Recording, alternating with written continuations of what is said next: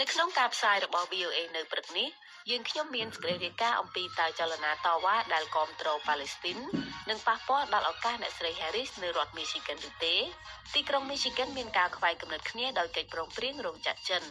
និងបទសម្ភាសន៍ VOA ប្រចាំខែស្ដីពីពលករចំណាក់ស្រុកជាមួយនឹងលោកខុនថារ៉ូប្រធានកម្មវិធីការងារនៃមជ្ឈមណ្ឌលសម្ព័ន្ធភាពការងារនិងសិទ្ធិមនុស្សហៅកាត់ថាសង្ត្រាល់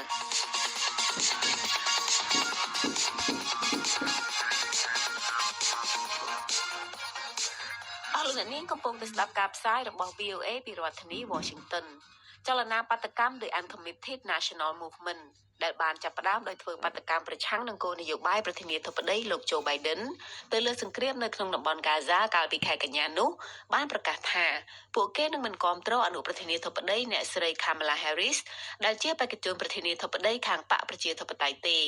ក្រុមអ្នកគាំទ្រប៉ាឡេស្ទីនមួយផ្សេងទៀតដែលមានឈ្មោះថា Biden Harris បាននិយាយថាពួកគេកំពុងធានាថាអ្នកស្រីនឹងចាញ់